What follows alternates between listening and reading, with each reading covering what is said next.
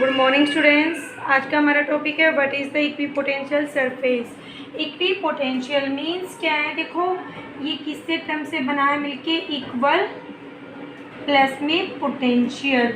मतलब क्या है, इक्विपोटेंशियल सरफेस आपका वो सरफेस होता है जहाँ पे आपका पोटेंशियल क्या होगा, इक्वल होगा।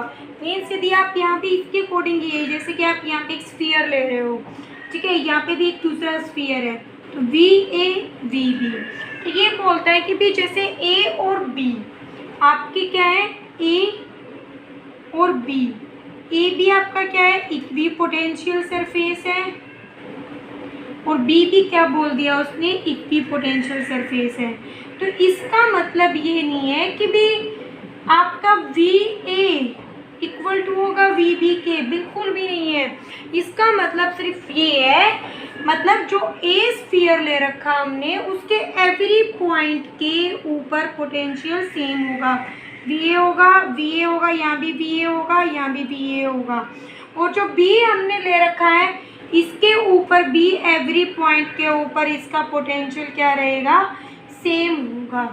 ओके, तो अब यहाँ से हम कुछ फिजिकल टर्म्स निकालेंगे कि जब पोटेंशियल हमारा सेम होता है तो क्या होता है। देखो हमें पता है जैसे पोटेंशियल डिफरेंस हम यहाँ पे कंसीडर कर लेते हैं ए पॉइंट और सी पॉइंट, ठीक है, ये ए पॉइंट और सी पॉइंट कंसीडर कर लिया। तो potential difference between two points A and C is equal to potential work done carrying positive charge from A to C point, ठीक है। मतलब जो दो पॉइंट्स के बीच का पोटेंशियल डिफरेंस होगा वही आपका वर्क डन होगा एक चार्ज को ए से सी में ले जाने में, मतलब यहाँ से यहाँ तक ले जाने में। तो पोटेंशियल डिफरेंस क्या हो गया, V C, final point V C है तो वी सी माइनस का V A, work done W A B, ठीक है। अब यहाँ से देखो, अब हमें पता है वी सी क्योंकि इक्विपोटेंशियल सरफेस है तो V C is equal to V A because A is equipotential surface, ठीक है। तो यहाँ से हम क्या बोल सकते हैं, वी सी और वी ए आपकी इक्वल है तो जो work done A B equal to the zero. तो इसका मतलब इक्विपोटेंशियल सरफेस पे यदि हम एक चार्ज पार्टिकल को ए पॉइंट से सी पॉइंट पे लेके जा रहे हैं तो हमें कोई भी एक्स्ट्रा वर्क नहीं करना पड़ेगा। No net work is required for in case of the equipotential surface. Equipotential surface में हमेशा आपको वर्क डन क्या करना है, ज़ीरो। वो केवल इसी सरफेस की बात हो रही है, ये नहीं है भी आप यहाँ से यहाँ तक लेके जाओगे, मतलब इस सरफेस से दूसरे सरफेस पे लेके जाओगे तब आपको वर्क करना पड़ेगा। हम बात करें only in case of the equipotential surface पे।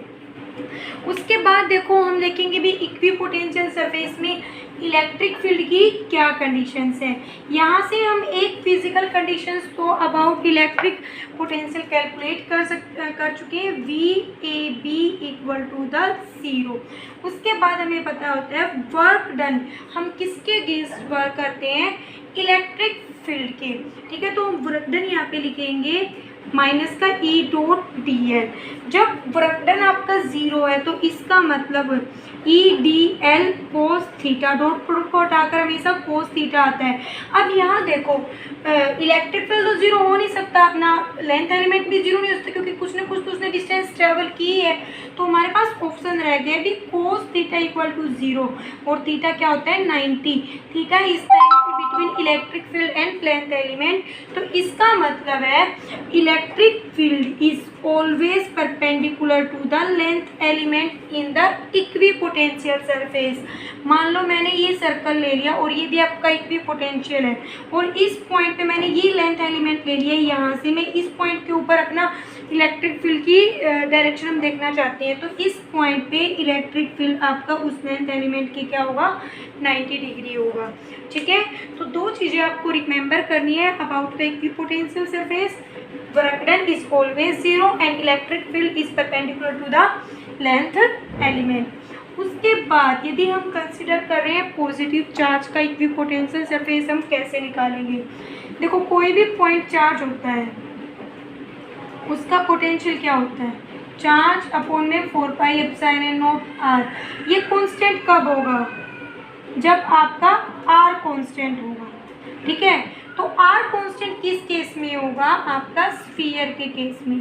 तो कोई भी पॉइंट चार्ज है, मान लो मैंने कंसीडर कर लिया पॉइंट चार्ज, तो इसका इक्विपोटेंशियल सरफेस क्या होगा? एक स्फीयर होगा, ठीक है। ऐसे करके आप कैलकुलेट कर सकते हो। अब जैसे मान लिया मैंने एक इलेक्ट्रिक फील्ड ले लिया जो किस डायरेक्शन में है? मेरा एक्स एक्सिस में है, ठीक है। तो अब हमें इसका इक्विपोटेंशियल सरफेस बताना है। इसका इक्विपोटेंशियल सरफेस क्या होगा? जो इससे परपेंडिकुलर होगा। तो आपको पता है एक्स के परपेंडिकुलर कौन सा प्लेन होता है? Y z. तो वाई जेड आपका क्या हो जाएगा? इसका इक्विपोटेंशियल सरफेस। उसके बाद हमें कुछ रिलेशंस निकालना है इलेक्ट्रिक फील्ड और पोटेंशियल के बीच के अंदर। तो हम उसको कैसे कैलकुलेट करेंगे? Relation between electric field and potential, ठीक है। इसको कैलकुलेट करने के लिए हमने मान लिया एक कोई पोटेंशियल सरफेस ये है और कोई दूसरा पोटेंशियल सरफेस ये है। इसका पोटेंशियल मान लेते हैं v और ये मान लो इसका है।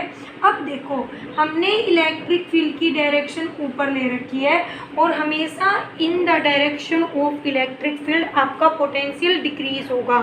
तो यहाँ से यदि v है तो यहाँ से माइनस के dv हम मान लेते हैं small decrease in the potential in the direction of electric field. तो यहाँ से अब हम क्या कर सकते हैं? हम वर्क डन कैलकुलेट करेंगे, क्योंकि एक पॉइंट चार्ज को यहाँ से आप यहाँ तक लेके जाओगे तो आपको हम वर्क करना पड़ेगा। ये दोनों के दोनों क्या है? ये भी इक्विपोटेंशियल है, ये भी इक्विपोटेंशियल है।